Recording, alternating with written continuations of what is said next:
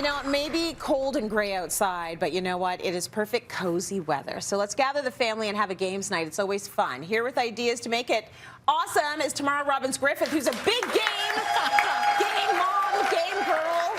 Game nerd. Game nerd. So you play a lot of games with your fam. Yes, and I don't talk about that on the show a lot, but I love euchre, I love cribbage, I love all the board games, all the fun party parlor games too, like all of it. And I think it's a great thing in winter when you don't necessarily feel like going outside and you want to be cozy and to get the kids off screens and have an alternate thing to do.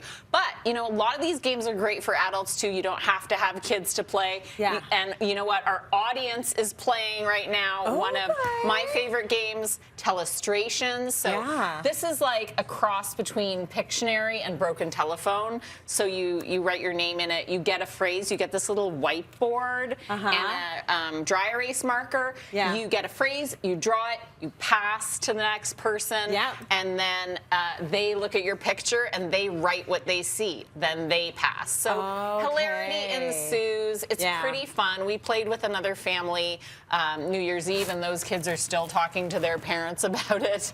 And it's a lot of fun. You don't have to be good. It's just a fun game. It's just fun. I just saw a little sneak peek. So we're going to see how our audience does with their Telestration at the end of this. But you know, before we even get into the games, we want to get all like comfy cozy, right? Like for us, it's in front of the fireplace and we move the little coffee table. What else do we need to make it like comfy?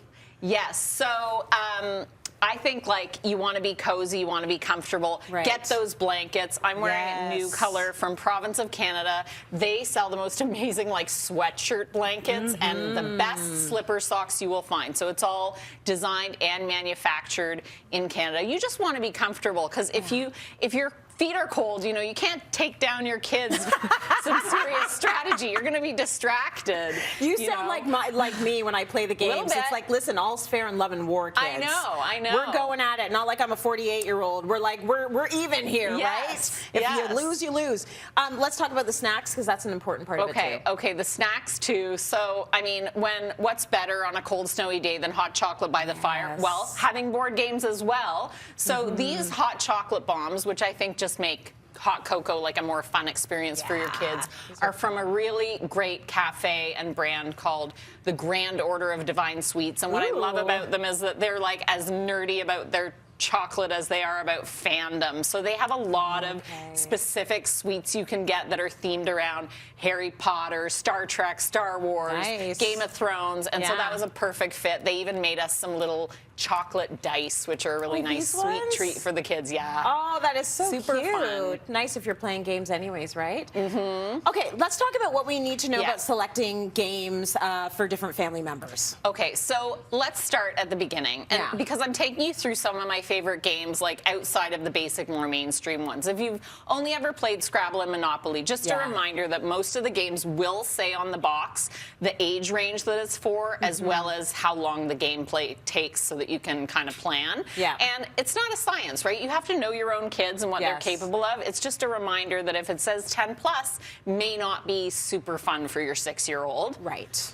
But the other piece of advice I will say, because some of them have more, especially the strategy games, have more complex rules. Pick one person, preferably a good communicator, to read all the rules and explain it to everybody. Absolutely. So it's not like, oh, what's happening, what's happening, what's happening. Yes, for sure. And make sure if it's a game where they have to know how to read, your kids can read, like make sure it's easy and stuff like that.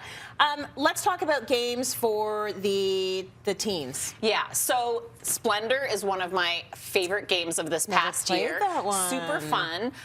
You know, Noah can beat me, and Amelia, she's a little bit young. These are her kids. Yeah, these are my kids. Noah's 11 and Amelia's almost 8. So for her, it's got a little bit complicated for her, but she can act as a sort of banker. So you're collecting different combinations of gemstones, and what I really like about it is that, you know, there's a lot of different strategies that you can employ to win. And so you can play it different ways, and then it is up to 4 players, but we actually, these have little dots on them because we marked our set because we combine it with another game to play with 7 or 8 people with another family. Oh, so you doubled the set. We doubled the set to to play with more people. I love that. Villainous, very popular. It's won a bunch of awards. Yeah. This is for any like Disney fan. Also like a more complicated game, great for teens. Yeah. It makes me think of Game of Thrones because it's like who will win to like rule the realm, and you kind of face off. It's got board as well as cards, so that's a really popular, great one. It's got all the Disney villains in it. Oh my God, that's so cute. Yeah, Maleficent, Ursula, blah blah blah. So our family doesn't go anywhere without Uno, but you've got another option for a card game for the family. I love cards because it's so easily transportable. Show it in your purse. Phase 10, this is actually a 40th anniversary set of Phase 10. I've never even heard of them. Not as widely known as Uno, but it's a great